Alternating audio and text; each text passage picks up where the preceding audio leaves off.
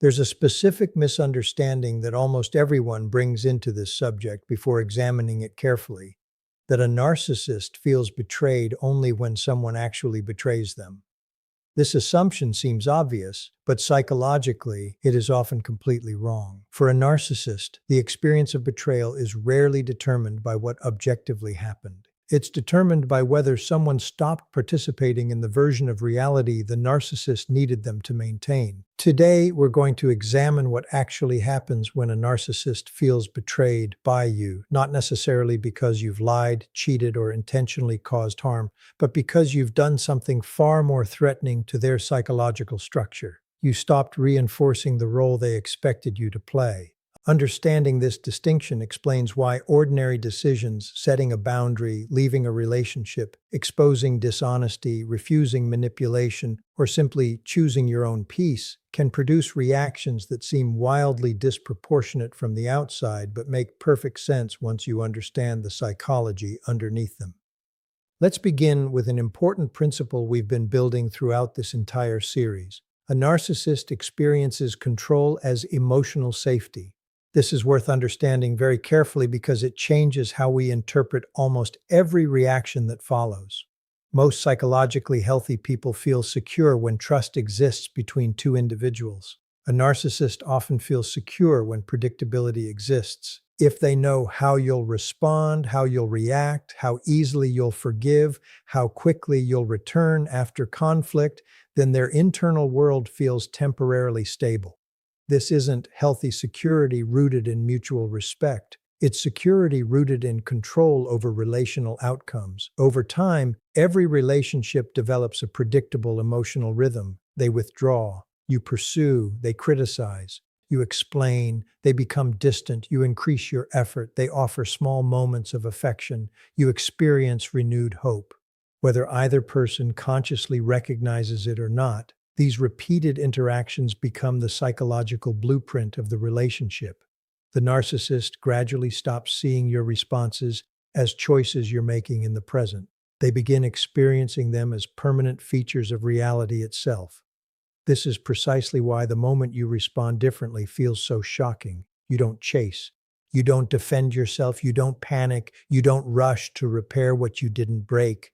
From your perspective, you've simply changed your behavior. From the narcissist's perspective, reality itself has suddenly become unpredictable. This leads directly to the first stage of what often appears to be psychological collapse, the collapse of certainty. Remember something we've discussed repeatedly throughout this series about narcissistic psychology.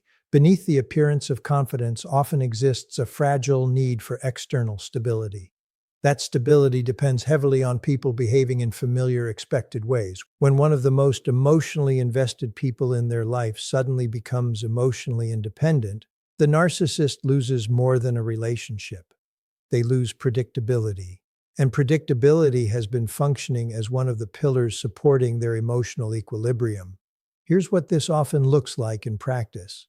At first, they assume nothing significant has changed. You're simply upset. You'll calm down. You'll eventually reach out. You've always come back before. This assumption isn't necessarily conscious. It's based on the accumulated emotional history of the relationship. Every previous cycle taught them that distance eventually ends with reconciliation. Their mind automatically predicts the same outcome again. Days pass. Your behavior remains different. Weeks pass. You continue maintaining your boundary.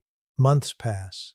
The familiar emotional script never resumes. This is where confusion begins replacing certainty. And confusion is profoundly uncomfortable for someone whose psychological world depends on maintaining a coherent narrative about how relationships function. The second stage follows naturally from the first. They begin searching for an explanation that protects their self-image. This deserves careful attention because it explains many behaviors that otherwise seem contradictory. A narcissist rarely begins by asking, "What did I do that caused this?" Instead, the search often begins somewhere else. Who influenced you? Why are you acting differently? Who's turning you against me? You've changed. Notice the pattern. The explanation remains external. Something outside the narcissist must have caused the shift. Why? Because acknowledging that your new behavior emerged naturally from repeated experiences inside the relationship would require confronting something their defenses have spent years trying to avoid. The possibility that your departure reflects accumulated consequences rather than sudden misunderstanding. Another important psychological process quietly unfolds during this stage. The narcissist begins testing reality.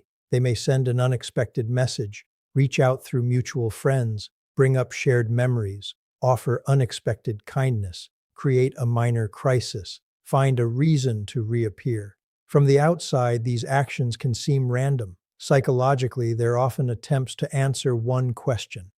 Does the old version of this relationship still exist? Each interaction functions like an experiment. If you respond exactly as before, their previous understanding of reality remains intact. If you respond differently or not at all, the experiment produces evidence that something fundamental has changed. This is why even calm, respectful distance can feel more threatening than open conflict.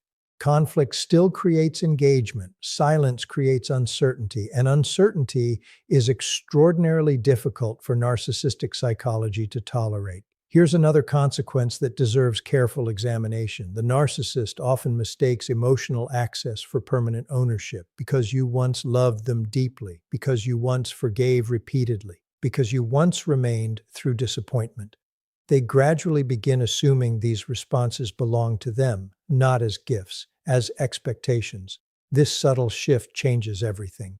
When you finally choose differently, they don't simply experience disappointment, they experience violation. Not because you've actually violated trust, but because you've violated expectation. Psychologically, that distinction is enormous. Your independence feels like betrayal because it interrupts the emotional reality they've been relying upon for years. And that is where the deeper psychological collapse truly begins, not in the loss of the relationship itself, but in the collapse of the internal assumptions that made the relationship feel permanently predictable in the first place. If the first stage of the narcissist's psychological collapse is the loss of certainty, the second stage is far more unsettling because it attacks something even more important to their internal world. Their sense of identity begins losing one of its most reliable sources of stability. This deserves careful examination because it explains why a narcissist can appear strangely obsessed with someone who has already left their life. From the outside, people often assume this obsession proves deep love or unbearable heartbreak. More often, it reflects something psychologically different. The narcissist is trying to restore a version of reality that once supported their identity. Throughout this series, we've explored how narcissistic psychology depends heavily on external regulation. Instead of drawing a stable sense of worth from within, the narcissist frequently relies on other people's reactions to maintain emotional equilibrium. Admiration reassures them. Attention reassures them, compliance reassures them, predictability reassures them. When you stop responding in familiar ways, all of those sources of reassurance begin weakening simultaneously. For the first time, the narcissist encounters something they never expected: your emotional independence. This is important because emotional independence cannot be negotiated into disappearing. It cannot be argued away. It cannot be manipulated indefinitely. Once someone has genuinely rebuilt trust in themselves, the old psychological tactics begin losing their effectiveness. At first, the narcissist often refuses to believe this change is real. They assume you're making a point, teaching them a lesson, trying to gain attention, playing the same games they themselves have often played. This assumption reveals something important. They interpret your behavior through their own psychological framework. Because they would use distance strategically, they assume you are doing the same. Because they understand control through emotional leverage, they struggle to imagine that someone might simply be choosing peace instead. As time passes, however, another realization slowly becomes impossible to avoid. You are not reacting, you are living, your attention is no longer organized around them. You stop explaining yourself, you stop defending your decisions, you stop seeking their understanding. Most importantly, you stop needing their approval. This is where something remarkable begins happening inside the narcissist's mind. They lose access to the emotional script that once allowed them to predict every chapter of the relationship. Remember how every unhealthy cycle depended on your participation. They criticized, you defended, they withdrew, you pursued, they confused, you clarified. Every step depended upon your response. Now imagine removing one side of that pattern completely. The cycle cannot continue, not because the narcissist suddenly changes, because there is no longer another person willing to perform the role that kept the pattern alive. Psychologically, this creates enormous frustration. Many narcissists respond by increasing their efforts. They become unexpectedly charming. They apologize in vague terms. They promise change. They remind you of happy memories. They suddenly appear thoughtful, attentive, or emotionally available. This sudden transformation often confuses people. If they could behave this way now, why didn't they before? The answer often lies in motivation. Their behavior changes because the relationship structure has changed. They are responding to loss, not necessarily to insight. This distinction matters enormously. Fear of losing control can temporarily produce behavior that resembles genuine growth. Only consistent accountability over time demonstrates authentic change. Another important process unfolds during this stage. The narcissist begins rewriting the story. If restoring the relationship proves impossible, protecting the self-image becomes increasingly important. This is why many narcissists develop narratives that reduce personal responsibility. You became selfish. You changed. You were influenced by other people. You gave up too easily. Notice what these explanations accomplish. They preserve the belief that the relationship ended because of your choices rather than because of accumulated relational patterns. This protects the narcissist from confronting the more painful possibility that your departure represented the natural consequence of repeated emotional injuries. There is another reason this period feels so psychologically destabilizing. The narcissist begins discovering that influence has limits. Earlier in the relationship, your emotions often shifted in response to theirs. A cold tone affected your day. A compliment lifted your mood. Their approval mattered. Their criticism mattered. Your emotional world was closely connected to theirs. Now something entirely different is happening. You experience joy without their involvement. You make decisions without asking their opinion. You recover from disappointment without turning back toward them. For someone accustomed to occupying such a central psychological position, this shift can feel almost impossible to understand. It isn't simply that they lost access to you. They lost the version of themselves that existed through your continuous emotional attention. This explains why some narcissists repeatedly attempt contact long after the relationship has clearly ended. The contact itself is sometimes less important than the answer it provides. Do I still matter? Can I still affect you? Do I still have emotional significance in your life? Every response becomes information. Calm indifference often communicates something that arguments never could, that the emotional dependency which once sustained the relationship no longer exists. Perhaps the greatest irony appears here. The narcissist often interprets your emotional freedom as betrayal. From your perspective, you finally chose yourself. From their perspective, you abandoned the role they unconsciously expected you to play forever. This is why ordinary acts of self-respect can provoke extraordinary reactions, not because your behavior is objectively harmful, because your behavior contradicts the psychological reality upon which the narcissist had quietly built their expectations. And once those expectations collapse, the narcissist faces a choice they have spent much of their life avoiding. Either confront the internal pattern that keeps repeating, or continue searching for another person willing to participate in the same emotional cycle. That is where the deepest stage of psychological collapse begins, because no new relationship can permanently solve a pattern that has never honestly been examined. If the final stage of the narcissist's psychological collapse begins anywhere, it begins the moment they realize something they never truly believed was possible. You are not coming back. This realization deserves careful attention because it is very different from temporary separation. Earlier in the relationship, distance often felt like another phase of the familiar cycle. Arguments ended. Silence ended. Emotional withdrawal ended. Eventually, the relationship always returned to its previous pattern. This time, however, something feels different. Your silence is no longer emotional punishment. It is peace. Your distance is no longer a strategy. It is a decision. Your absence is no longer waiting for an apology. It is the result of finally accepting reality. For the narcissist, this creates a psychological experience that cannot easily be repaired through the familiar methods that worked before. They may reach out unexpectedly. They may remind you of happy memories. They may speak about destiny, about unfinished business, about everything the two of you shared together. Sometimes they suddenly become the person you spent years hoping they would become.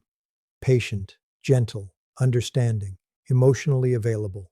But this creates another painful discovery. The version of you these behaviors once influenced no longer exists. You've changed. Not because you've become cold, because you've become clear. You no longer confuse temporary kindness with lasting transformation. You no longer mistake promises for evidence. You no longer believe that words erase years of repeated behavior. That clarity becomes something the narcissist struggles to overcome because it removes the uncertainty they once depended upon. There's another consequence that quietly develops over time. The narcissist begins comparing every future relationship to the one they lost. At first, this comparison is unconscious. A new partner may be exciting, interesting, different.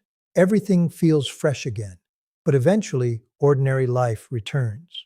Disagreements appear. Imperfections become visible. Boundaries emerge. The excitement slowly fades.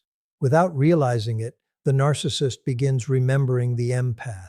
Not necessarily because the relationship was healthy, but because the empath tolerated things that many future partners simply will not. The empath explained instead of leaving, listened instead of judging, forgave instead of walking away, invested instead of giving up. Only after losing that level of emotional commitment does the narcissist begin understanding how unusual it really was. Unfortunately, this realization often arrives far too late. Another important shift begins taking place.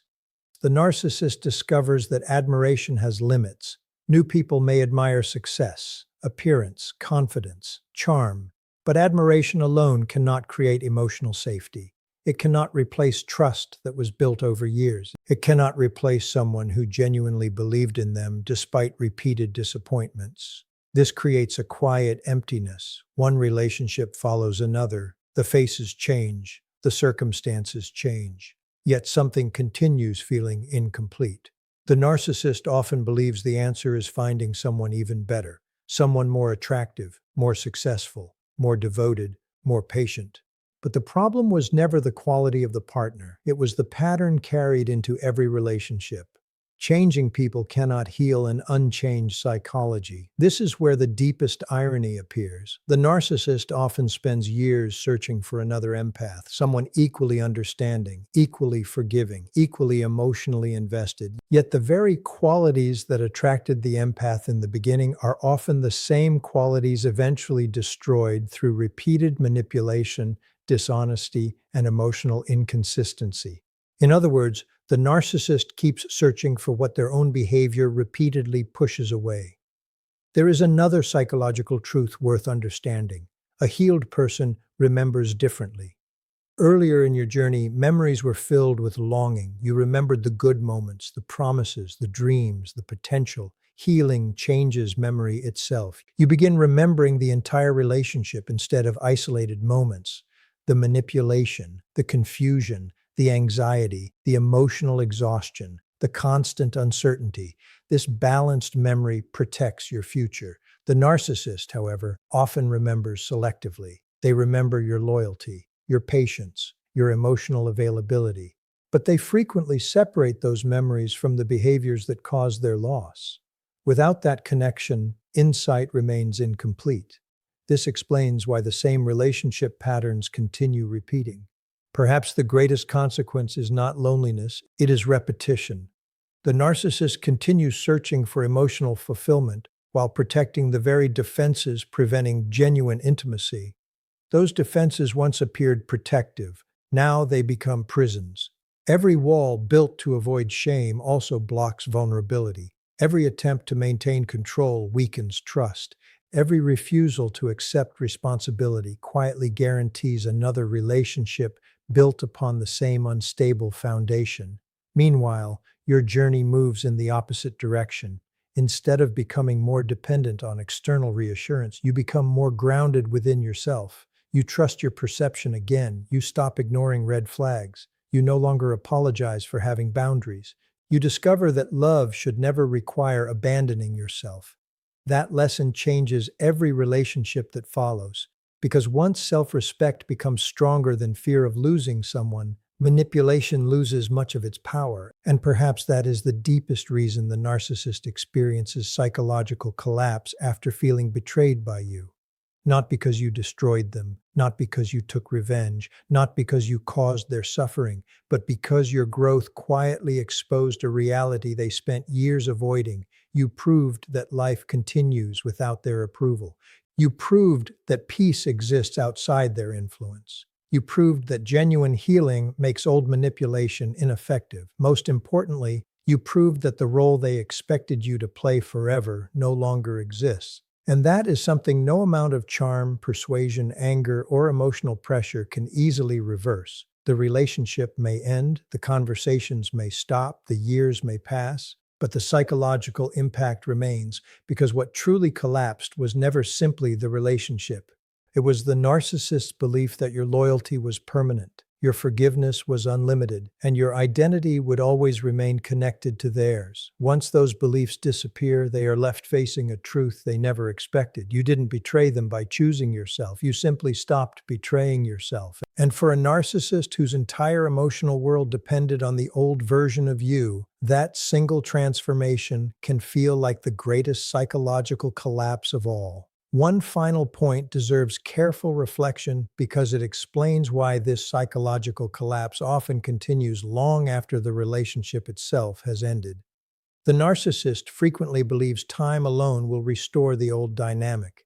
They assume enough months or years will soften your memory, weaken your boundaries, and recreate the emotional access they once had. What they fail to understand is that genuine healing doesn't simply erase pain, it transforms perception. The healed version of you no longer evaluates relationships through hope alone. You evaluate them through consistency, accountability, and emotional safety. That means even if you meet again years later, you're no longer responding from the same emotional place. You're responding from wisdom earned through experience. And that is perhaps the most irreversible consequence of all. The narcissist isn't confronting the same person they once manipulated.